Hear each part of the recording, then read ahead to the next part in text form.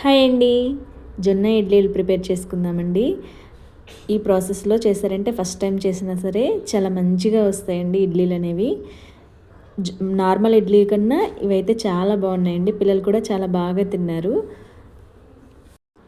ఇక్కడ ముందుగా 2 కప్పుల జొన్నలు, 1 కప్పు మినప్పప్పు, వీటినైతే నేను ఒక 5 గంటల ముందు నానబెట్టానండి. వాష్ చేసి మంచిగా, పొట్టుతో ఉన్న మినప్పప్పు.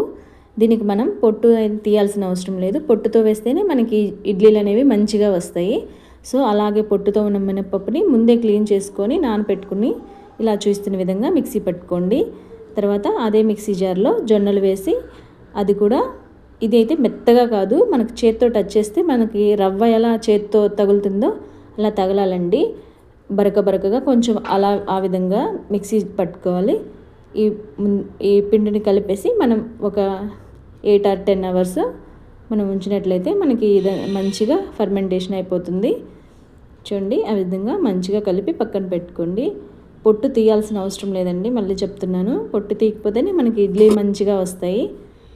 చూడండి, 8 hours మార్నింగ్ చూడండి మంచిగా ఫర్మినేట్ అయిపోయింది పిండి అనేది. ఇప్పుడు ఇందులో కొంచెం సాల్ట్ వేసేసి మనం ఇంక ఇడ్లీ పెట్టేసుకోవచ్చు. ఫస్ట్ టైం చేసినా సరే చాలా మంచిగా వస్తాయండి. జొన్నలు మాత్రం మెత్తగా కాకుండా కొంచెం ఇడ్లీ రవ్వ మనం చేత్తో టచ్ చేస్తే తగులుతుంది కదండి, ఆ విధంగా మిక్సీ పట్టాలి. చూడండి, ఆ విధంగా పెట్టేసి మనం ఇడ్లీ ప్రిపేర్ చేసుకోవచ్చు. ఇందులోకి పల్లీ చట్నీ చేస్తున్నాను చూడండి. చట్నీ ఇలా చేశారంటే చాలా మంచిగా వస్తుందండి. ముందుగా పల్లీలు కొంచెం మంచిగా ఫ్రై చేసి పక్కన పెట్టుకోండి.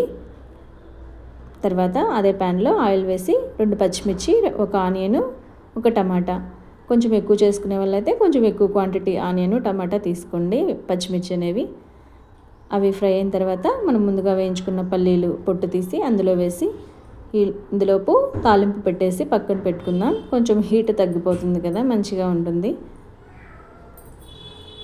చూడండి, ఆ విధంగా జీలకర్ర, ఆవాలు, ఎండుమిర్చి, కరివేపాకు వేసి తాలింపు వేసి, ఈలోపు మనం చట్నీని అయితే 2 చిన్న ఉల్లిపాయలు వేసి మిక్సీ పట్టేసి సాల్ట్ కూడా వేసి కొంచెం మిక్సీ పట్టేస్తే సరిపోతుంది.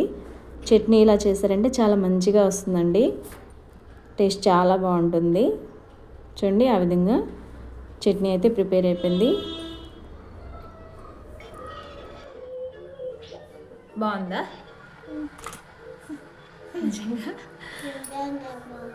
తిని పిల్లలు చాలా బాగా తిన్నారండి, చాలా ఇష్టంగా. మీరు కూడా ట్రై చేసి ఎలా వచ్చిందో కామెంట్ చేయండి. థ్యాంక్ యూ అండి.